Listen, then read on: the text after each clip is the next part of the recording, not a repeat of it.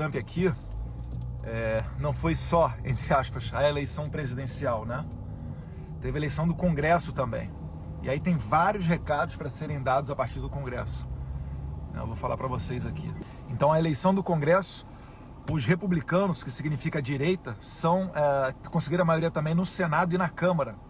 E todos aqueles que apoiaram a causa brasileira, contra a censura, né, apoiando com projetos de lei, como a deputada Maria Elvira Salazar, daqui da Flórida, que é de onde eu estou agora, eles foram reeleitos, aumentando a sua votação. O que isso significa? Significa que o político americano, além de uma questão por princípios, que eles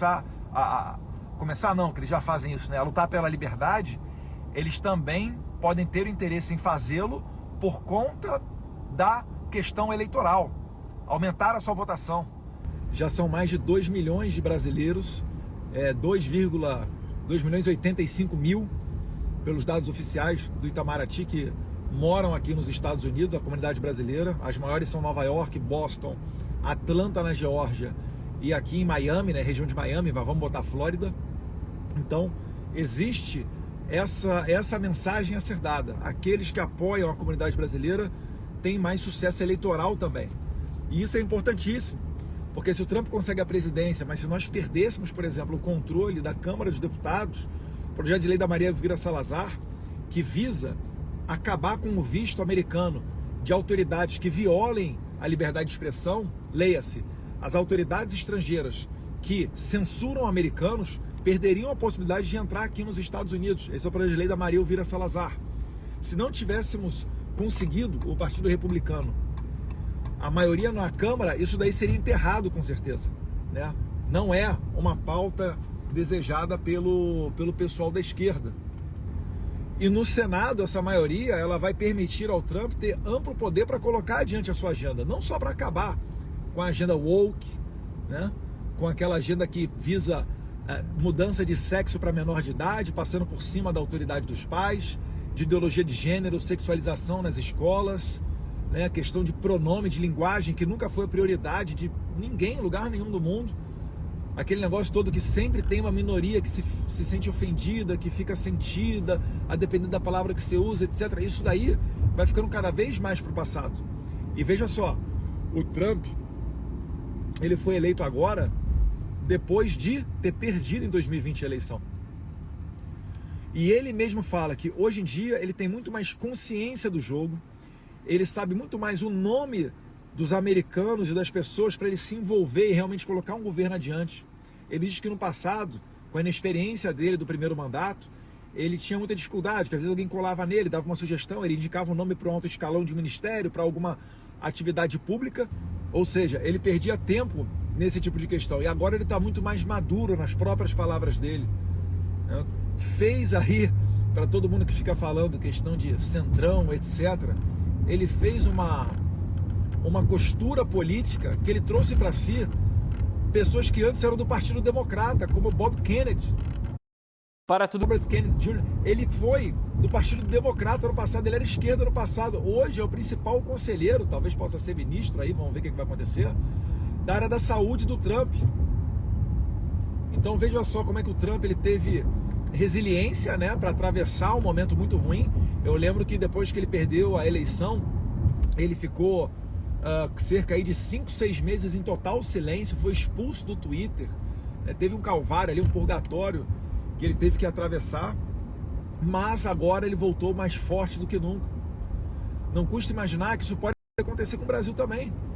De repente era papai do céu dizendo: olha, Bolsonaro, não era para você ter sido eleito em 2022, porque você não teria tantas ferramentas para colocar adiante as suas ideias, mas em 2026, tendo maioria na Câmara, maioria no Senado, aliados internacionais, né, a gente tem uma possibilidade de ter ali em 2026, né, um Milei na Argentina, um Trump nos Estados Unidos, várias outras autoridades aliadas, né, o Vítor Orbán na Hungria, Deus quiser aí o Partido Vox na Espanha e o Partido Chega em Portugal, que estão numa crescente.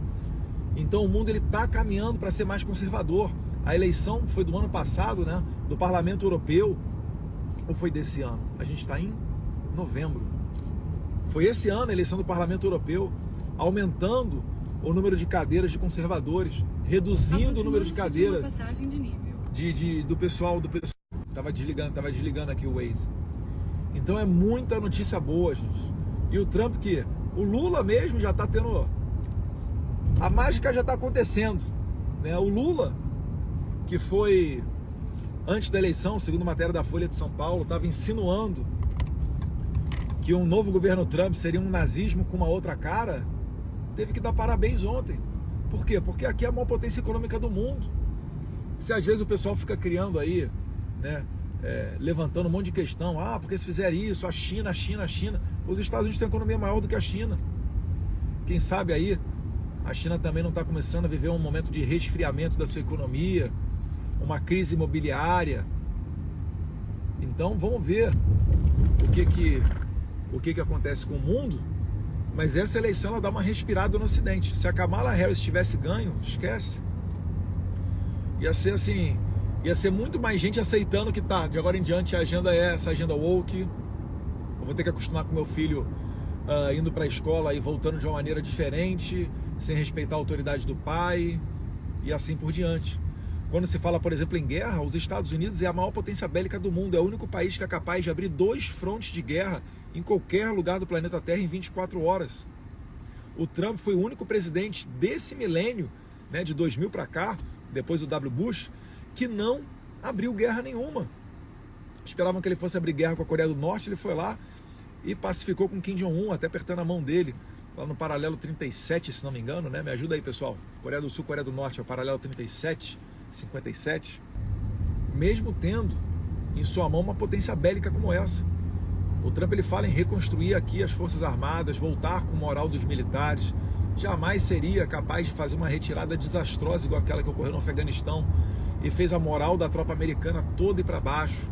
Eu estava falando do Lula. Então o Lula, ele, né, voltando atrás da sua fala sobre Trump nazista, ou será se ele mantiver a sua opinião de que é um novo governo nazista, está dando parabéns ao novo governo nazista, né? Ficou meio dúbio para você ver, né, que um presidente ele não pode ser lacrador, ele não pode jogar para a plateia, ele não pode ficar, né, a todo momento falando aqui e acolá, senão vai meter os pés pelas mãos.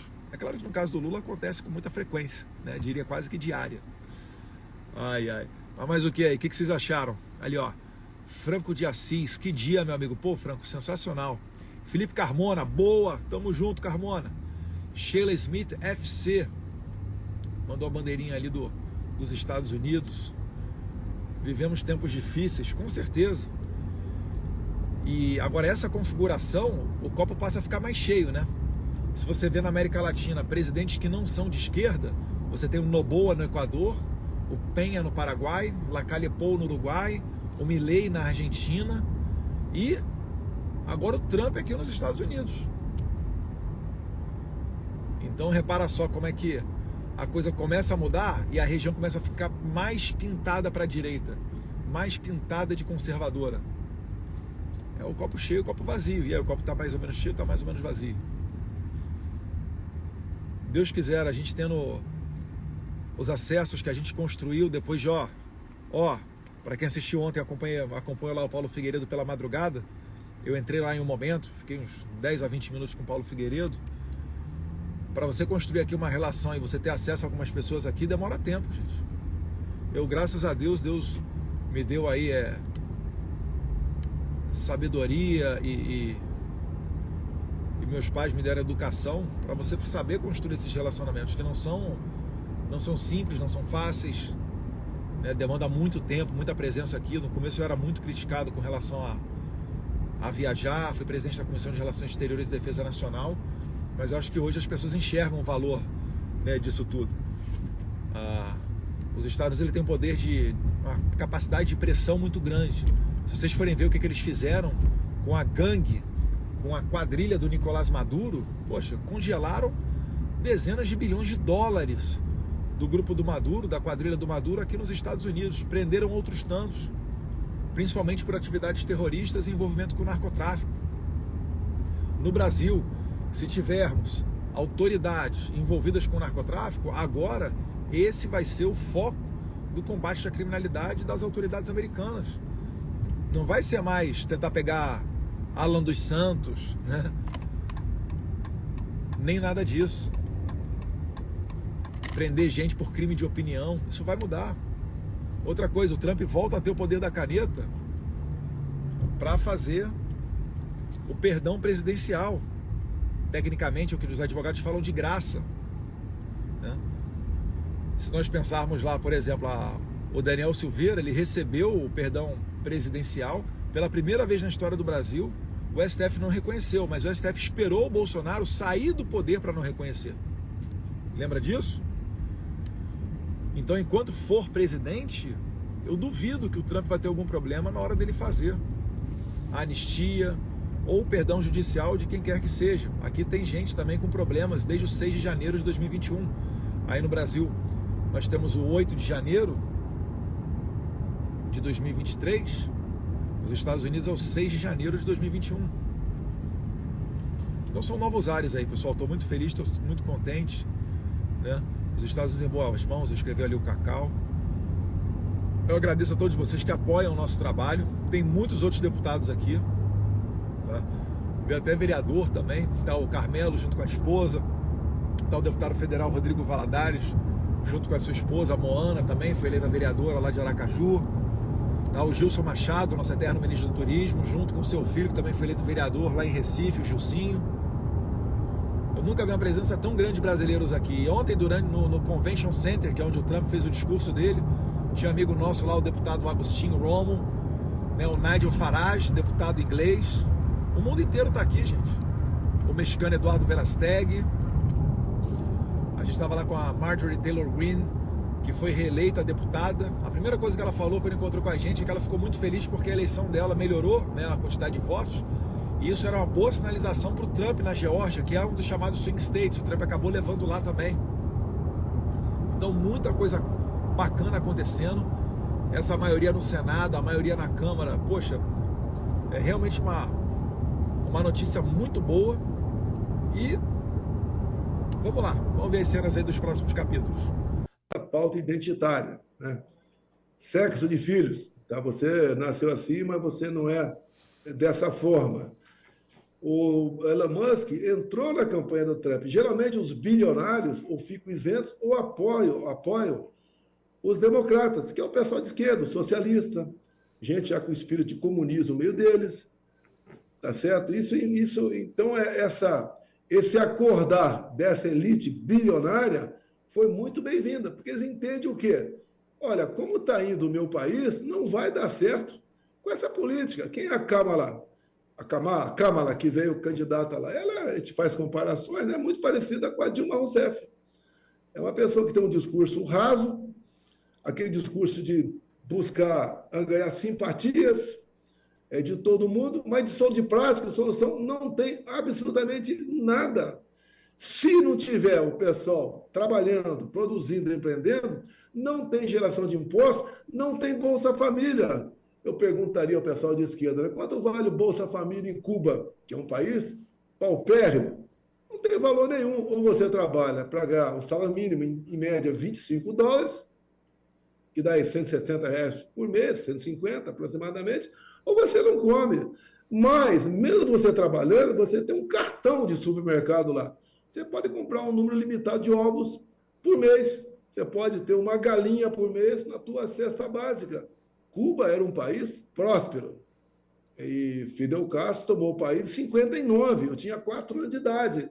Olha como é que está hoje. O nosso país, pode virar Cuba. Se nós não tomarmos cuidado, não nos informarmos, onde eu sempre digo, né, que a Bíblia é a caixinha de ferramenta do ser humano. Deixo claro que sou cristão, não sou padre nem pastor, mas admiro padres e pastores. A grande maioria esmagadora são pessoas de bem no Brasil. Está escrito na Bíblia lá, por falta de conhecimento, meu povo pereceu. Se nós não tomarmos conhecimento de como as coisas são, você vai pagar um preço alto dessa tua negligência. Disse no começo, a população mais idosa compareceu mais nos Estados Unidos. Você pode ver o TSE aqui, interferindo nas nossas eleições, fez uma campanha para jovens de 16, 17 anos tirar o título de eleitor em 2022. Não fez campanha para o idoso reavivar o seu título de eleitor e comparecer às sessões. Fez uma jovem por quê? que o mais jovem, 70%, 80%, vota na esquerda. Se 4,5 milhões de jovens tiraram o título, é só você botar 70%, 80%, a diferença, né? 70%, 80% votou na esquerda. O restante, 20% ou 30%, votou na direita. Ou seja, 1,5 milhão de votos, quase 2 milhões de votos, só nesse trabalho do TSE, serviu para levar o jovem a votar, mas votar erradamente. Não é porque eu sou de direita, votar em mim está certo. Eu quero que você vote na esquerda, desde que você tenha conhecimento do que você está fazendo, do que você está ganhando, votando nos candidatos de esquerda. Compare, que eu falo em comparações, compare os meus ministros com o ministro atual de Lula. Dá para comparar Haddad com Paulo Guedes? Dá para comparar Damares nos direitos humanos com aquele ministro que foi demitido agora por ser acusado aí de certas coisas que não poderia fazer? Dá para comparar o astronauta Marcos Pontes com quem está agora nas Minas e Energia? Dá para comparar o Tarcísio na infraestrutura, o atual ministro que está lá, que eu não vou falar o nome dele, mas vocês têm como comparar. Se vocês não sabem, procura saber quem que é. Dá para comparar 23 ministros meus com 39 de Lula? Dá para comparar a formação de Lula com a minha formação? Alguém pode não gostar de mim, mas você não pode negar a comparação. Eu sempre fui aquele que usou o jogo 82, falando a verdade para a população. Esse não fala nada. Eu quero saber como ele vai se livrar agora desse dólar que ultrapassou a barreira dos R$100 e pode, né, ter uma progressão geométrica, o percentual de desvalorização do dólar. Que alguém da esquerda vai falar, o pobre não come dólar. Eu sei que o pobre não come dólar, nem vive de dólar. Mas muita coisa é vinculada ao dólar. Por exemplo, preço dos combustíveis. Se ele não repassar o reajuste, eu estava no ritmo descendente, o preço do combustível. E pela segurança junto ao mercado, os juros a longo prazo estavam caindo. Agora não, vai ter que